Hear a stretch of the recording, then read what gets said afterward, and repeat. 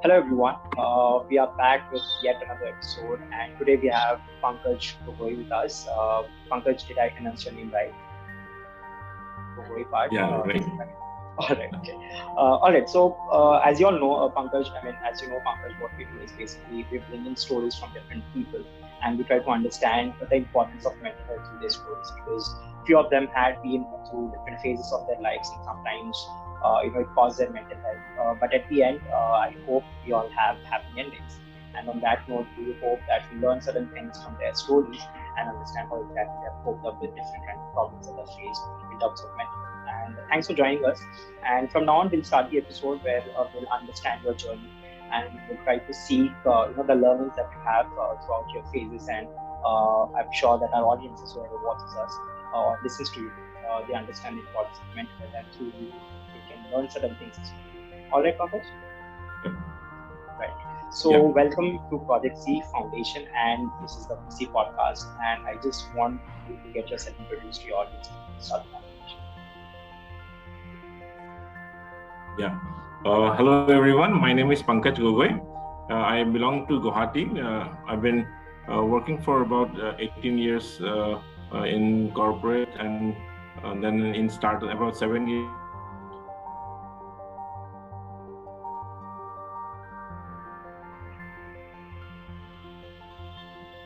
in startup worked in various corporates like Reliance, Ericsson, Vodafone.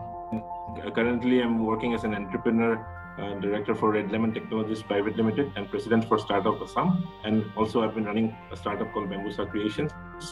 Before that, I had startup stint at Selfisher, eShopAny, and few other organizations as well. I work with various corporates, various startups as well. In the process, I've been working from Guwahati, and I take care of most of the northeastern clients. We also have an IT wing, which is Red Lemon Communications, that takes care of the IT technology projects and all. So that's why that is my small introduction to you all. Right. It's pretty big actually, and it's interesting that you're doing so many things. The list just went on. Yeah, I think it's a pretty big. And yes, so how do you do? How do you keep up with the work-life balance?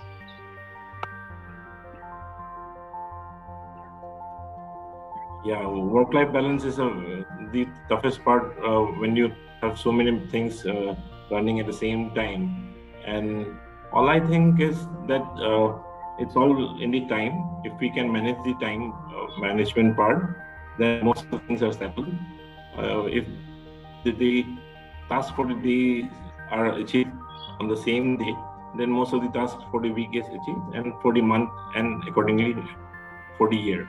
So that way, I've been focusing on a few of my tasks, and few of them have been successful, few of them have not been successful, but I've learned a lot from them. And that is the principle of learning from the failures that I've gone through. And I never regret that if I fail in life, but I did learn most of the things through that failures. So, how was your school, Pankaj? We just come back to your journey. So, can you tell us how was your school life, or how were you as a kid? Yeah, as a kid, in Tiny Tots, I was the 19th rank holder of the 20 students. So I was the last person standing, the last before one person, like 19th rank in Tiny Tots. Then those days were basically while going to school. I didn't like going to school when I was about 6-7 years old, and I never liked initially the school part. So there was a lot of resistance from my side not to go to school. I had more fun at home going instead. But sooner then I got shifted to Don Bosco school, and in a year's time, in class 1, I secured rank 1 out of 150 students. So that was a change of environment. I think the environment I liked. I made few friends that were there, and it was since then I scored rank 1 for class 1 to 3, And then finally, I had relocation because my dad used to work in a different place. So we got shifted to Guwahati back in class 4. Then I got shifted to another school called Faculty Engineering, Faculty College, Faculty School. Then I had to learn a few vernacular languages, SMEs as a vernacular language. I had tough time because I didn't have prepared for learning SMEs, which is my mother tongue, of course. But luckily, I'm the only one at home with my family that I learned SMEs. The rest of them don't know SMEs. So it was really difficult for me to cope up with the new environment. And then I got acquaintance with few good friends, very good friends at class 4, 5, and few of them I still do meet them, and we talk to each other, share things of our childhood days. Then there was a relocation of faculty school to the north side of Guwahati, so it was quite far off from my place.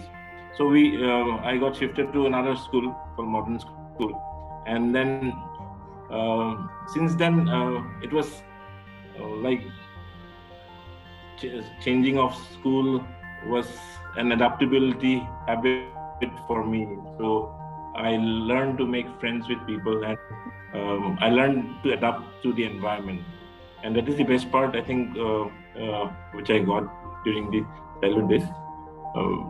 And of course, support from the family was more always from whichever conditions I used to be, and they supported me even if I didn't get a rank, and there was no pressure at home to get a rank.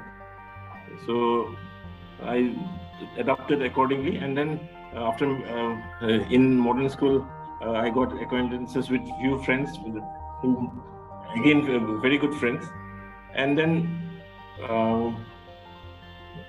I got into first, second, third among the first, second, third student, and then finally got few good marks in metric exam. Got into Cotton College, and then but in school days onwards, I had a passion or a dream to get into the IITs. So since class 12, I started preparing for IIT, and in Cotton College, I learned like preparing for the engineering exams and all. So the 2 years was you have gone out of school, and like it's a very open, freedom environment. Right. So it's kind of a making more friends, making utilizing your freedom to the highest order. And then I get along. I got admitted to an engineering college, Assam Engineering College, and that was there. Like I used to stay in a hostel, and got few good friends where I learned the guitar, and then like a lot of leadership activities was there. So few of the things that I learned in school was quite different from what I learned in the college. So school was a kind of an introvert. You are especially focused on studies. Of course, apart from cricket, I used to play for the school team, and we won the runners-up cup also. But at the same time, in college, it was more of taking ownership and leadership, just because there was a need, and of course there were always technical solution providers, like people grouped together to solve a problem. So it was quite fast changing, and then I took most of the leadership activities where I got elected for the general secretary also, but I took a different post, creating a training and placement secretary, and I won by maximum number of votes in the 50 years of that engineering college. Oh. So it was kind of a great thing, the kind of an achievement. So a lot of things we did in colleges, where I also sang for the first time in stage where people laughed at, and it was most of my band member went back off the backstage, and I was the only person singing in the stage. So those things were there, but it was fun. College life was fun. Then, of course, when you go to companies and then work for companies, things are different. Like I moved to Chennai, then Bangalore, and then Hyderabad, Mumbai. I worked there for about 5.5 years in and around Mumbai, 3 years in Mumbai, and then few years. So during this time, I learned that whatever the cost of the effort of the engineering days that we found was to make us aware that we solve problems in life. Whatever problems that comes to your life is basically a few problem statement that can be resolved, and if we take it up in a very good way, then things are settled there. So the best part is that's where I've been focusing upon, and there was stress at life, but that didn't mean I give up on what I dreamt about. So the entrepreneurial bug was still there from the college days.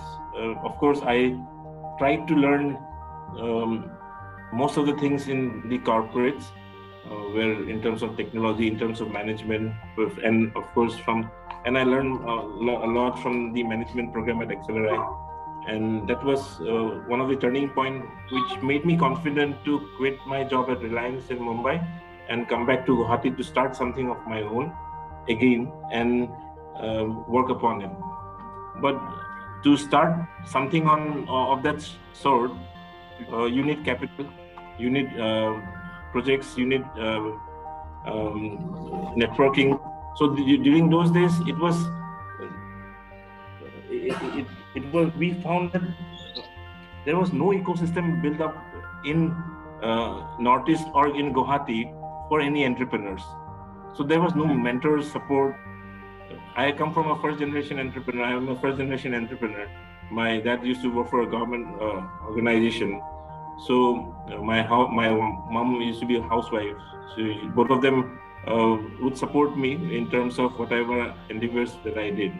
But entrepreneurship was something very new to me, and this definitely was a very challenging for me. Of course, I teamed up with one of my batchmate from the same college, and we started Red Lemon Communications in 2011. Of course, the concept was built during the days of when I learned how to create a few businesses in Mumbai. Mumbai is a capital city for businesses. You learn a lot of. They say Mumbai mein paisa ghumta hai. So it says. And while I worked at Reliance, Dhirubhai Ambani was an inspiration for me.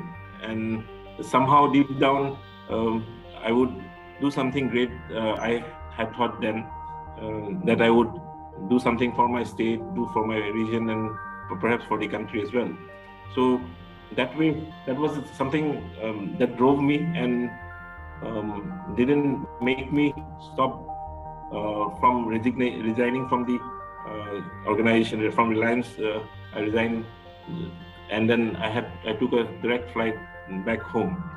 And few things were there, few capital was there with me. I started the firm and then started working on it. But the challenge was there was no space for a first generation entrepreneur here in Guwahati.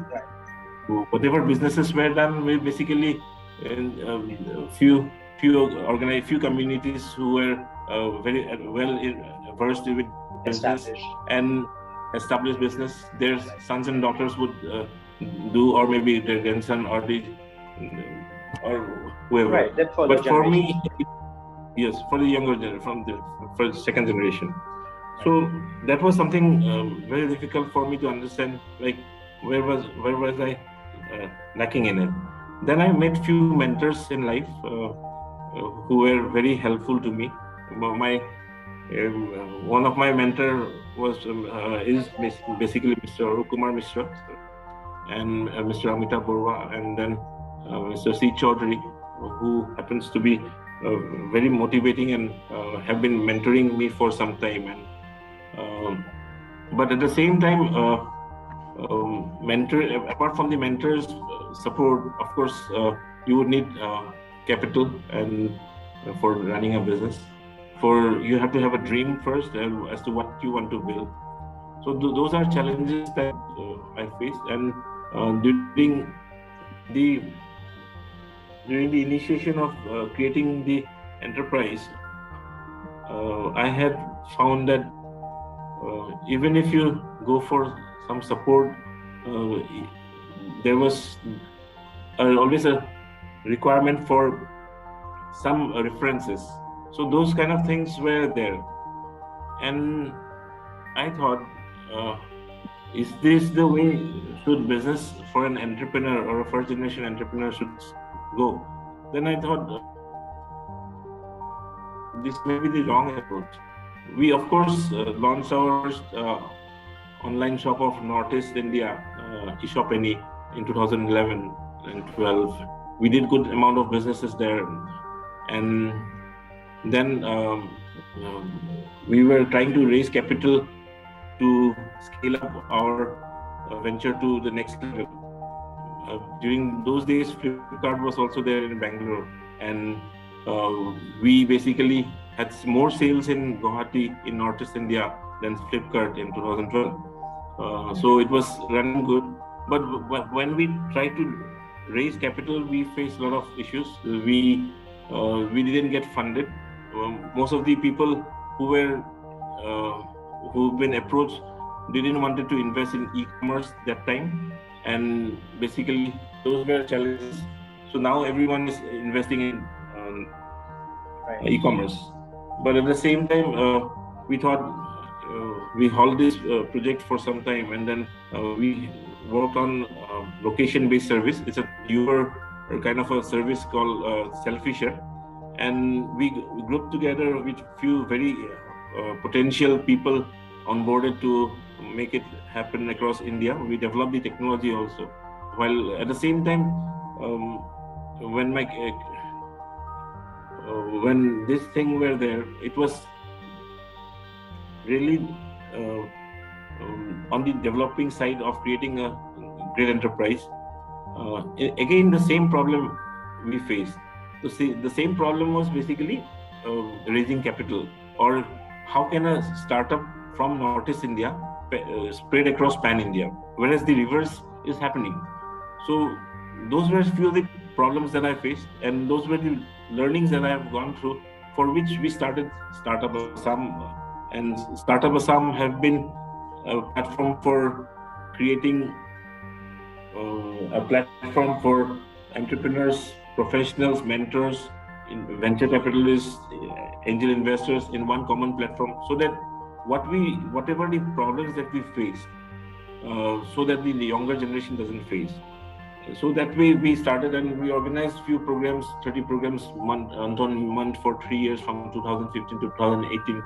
Of course, during those time, the Startup India movement was also growing up, and even in Northeast India, we started Startup Assam, and then later on in 2019, the government of Assam also launched Assam Startup.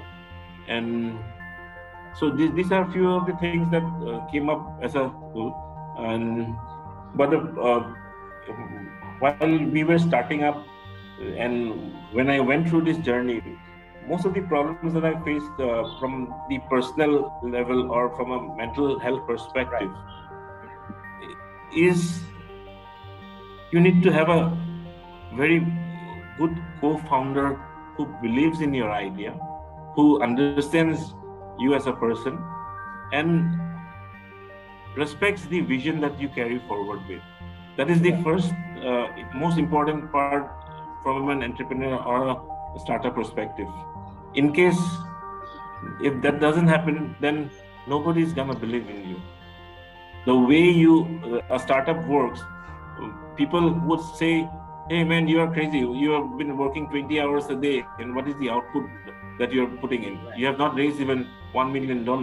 So those are few questions, like big questions that comes to you at the end of the day when you work so hard and nothing comes up during this process. So those are questions that every person would ask you when you're starting up.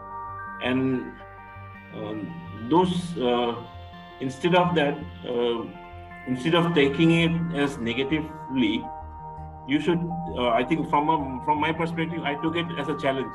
Okay, I'll make it happen.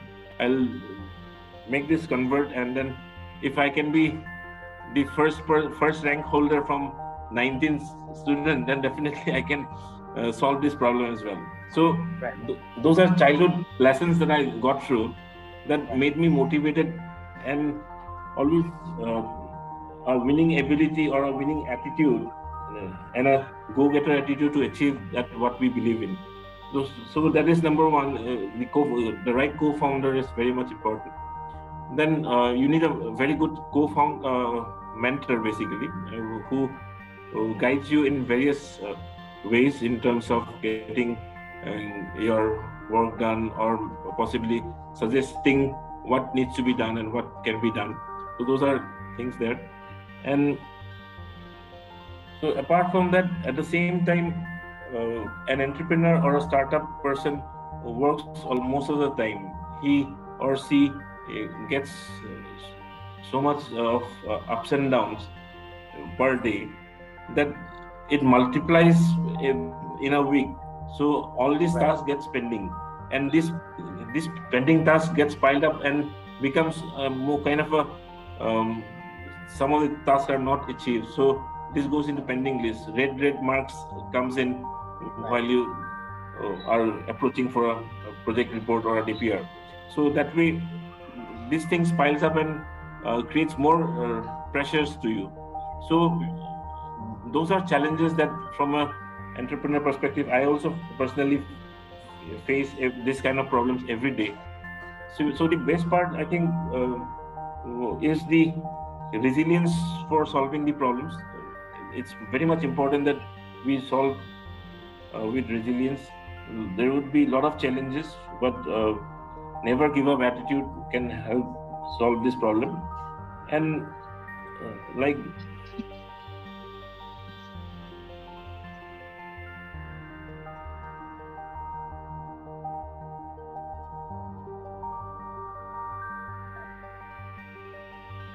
what you like, what you like, the hobbies are there. What are the hobbies that you like? So those things needs to be taken care of. Like if we are passionate about something, so suppose I'm passionate about music, I'm passionate about philanthropy, I want to give back to the society. Those things, if you do, then the pressures goes down to a certain extent, because from a mental health perspective, if you are happy, you can make everyone happy, and if you're not, then everyone is going to be sad. So that's the best part, I think. In the process, I always try to play the guitar and then read few magazines, entrepreneur magazines, of course, and storybooks. Perhaps I also happen to spend some time with my kids and play with them, so that I forget about all the stresses of the work and life. So this is something which I felt over this time, which I wanted to share from because I have seen ups and downs, and the best part is I have overcome. I have swum the ocean. I'm still swimming at times, but I think it's best part is be happy at the moment when you're happy, and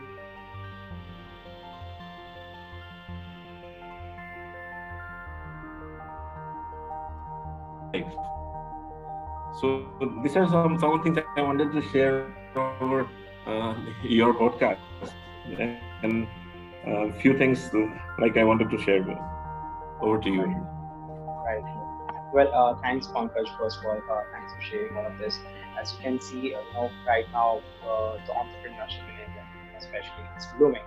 And there are lots of entrepreneurs out there who are, coming with different ideas, and they're actually trying to build up something new, or try to solve certain problems, or establish a new solution for existing solutions as well.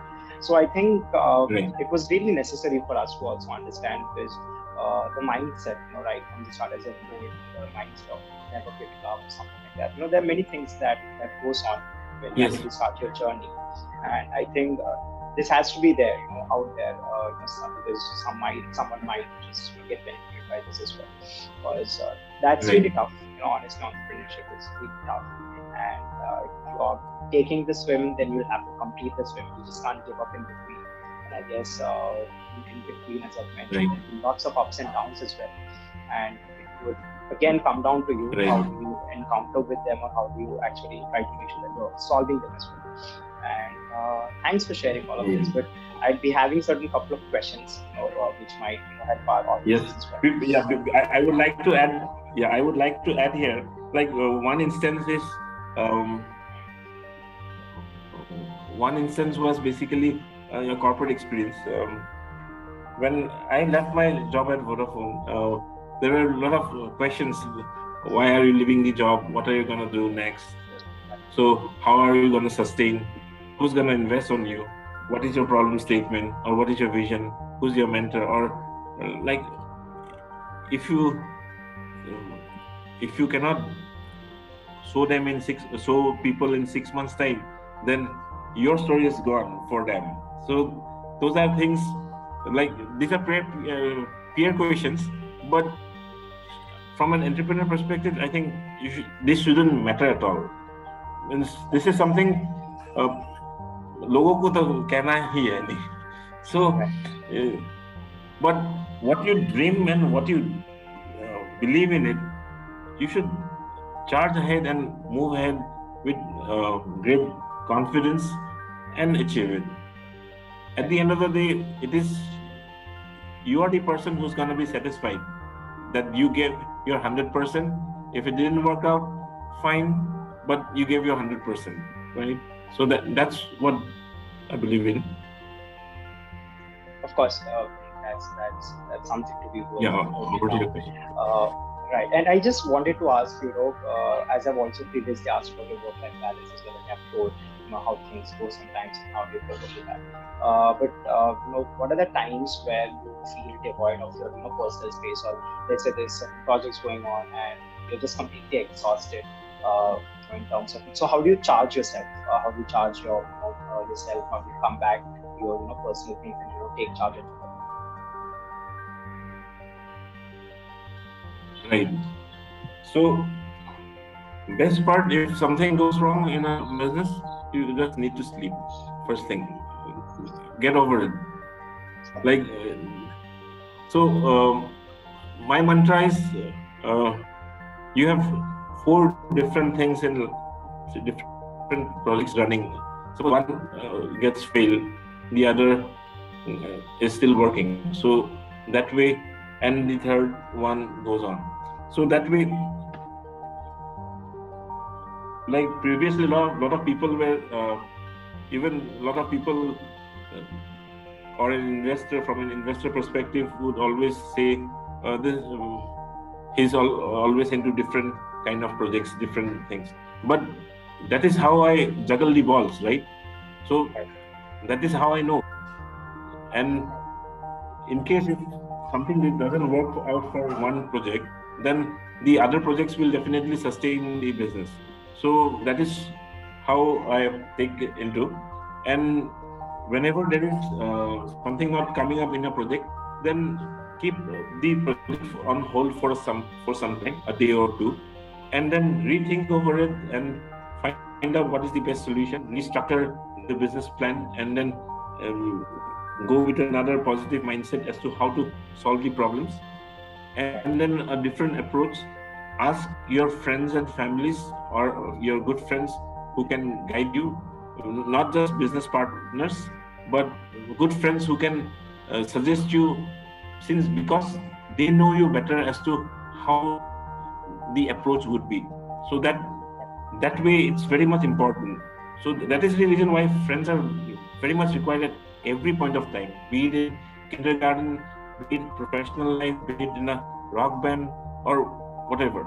So one should make good friends, even smarter friends. Of course, smarter friends also help you reach to your destination quite faster than the other friends. So that way we can segregate it. So from a health perspective, if you need to mentally keep your health good, then yoga I do in the morning time, and cycling I do for some time in the morning, and this makes me satisfied for a few days. And yoga is very much important, and a good sleep. So that is very much important. Suppose if you can take a good nap, then it solves a lot of problems. And Pankaj, when you're taking a risk, let's say when you have quit your job and you're taking a risk, there might be chances that sometimes things might not work in your way, right? And when you have taken a huge risk and if things doesn't turn out your way, I'm sure there are many startups who have failed, and many entrepreneurs as well who have sometimes failed in their life, or sometimes in the process. Yes. So how do you how do you go back and how do you start afresh? What is your mantra to do that? Okay, yeah, very good question. So first, of course, if you're investing your time and energy in a business, make sure we will have to be sure about what is the end goal of the business. So if you're investing 70% of your capital into the business and 70% of your time, then you're totally a full-time person. So whatever is left is the 30% of your capital and the 30% of your energy left for other things. So if you're investing the 70%, then and the 70% goes into losses, non-profit making, then possibly the learnings would definitely help you come across a few things.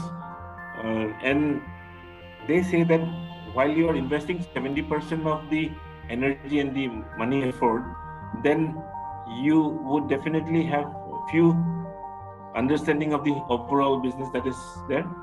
In case if something doesn't work in that, then you can change your problem statement and then reach to certain destination. But that will not serve, that will not let you get back the 70% of the money that you have invested in. So that is definitely gone. But the energy and the learning that you take along is the equity that you have been you are taking along. It's something intangible with you, and nobody's can buy this intangible experience or the learning. And if that is the case, you can definitely go and approach to a corporate or a bigger organization that this is what I have learned, and this is the solutions that I can provide to your organization. So that way you sell your business to a bigger organization and make profit for the losses that you made. So that way, this can be one option. You can be a consultant to an organization who can take your solutions and win in the process. Apart from and moving on, how to move on with another project. So since you're giving your solution to someone, it didn't work out with your investment of time and energy, perhaps it can work with a bigger organization. So you sell your basic infrastructure to that organization. That can be one approach. Or second is you take inputs from an investor or a mentor who can invest in your organization and scale your organization to the next level. Like, money is not the important. Money is of course important in business, but money is not the only factor that will make your business sustain. It's your will and your passion that will keep you going for ever and ever. Like, I don't know if you have seen the Tom Hanks movie,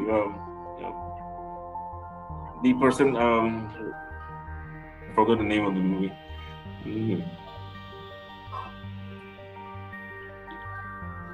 Anyways, Forrest Gump, yeah. The name of the movie, Forrest Gump. He moves on from one passion to another passion, but he keeps on going with his until he finds his life, and until he finds his best part of his life. So he moves on. So that is something we need to understand and learn from a few movies as well. Yeah, one of the things I like is because I love watching movies. So that also helps me a lot. Like recently, I watched the McDonald's story, then the Steve Jobs stories. So those kind of movies also help a lot solve your problems at times. So few of the I have already shared few of my secrets, in fact. Right. Well, thanks, Pankaj. I think it was an amazing episode with us, and it was great talking to you. And I'm sure our listeners or whoever watched this episode, they learned something from you and understand. And I maybe I can just also mention your links or somewhere down, so that there are lots of new entrepreneurs who want to understand, learn something from you. We can be their mentors as well. It would be great for them. So yeah, thanks, Pankaj. I'll also do that. Make that happen as well. And all the best for your future, Pankaj. And I hope for all the endeavors or the current endeavors and the future endeavors that you're doing, everything gets success, and it will be great to hear from you. Thank you, Devash. It's nice talking to you. We look forward for people like you coming up as an entrepreneur, and we look for more discussions in coming days in terms of different entrepreneurial journeys. And the best part of keeping mental health is we have to be happy no matter what, whether be any problem. Like, just be happy and just do what you like doing most, and then cheer up. So that's the best part, and every mental problem gets solved. Yeah, sure. Thank you, Devashis. Yeah, nice talking.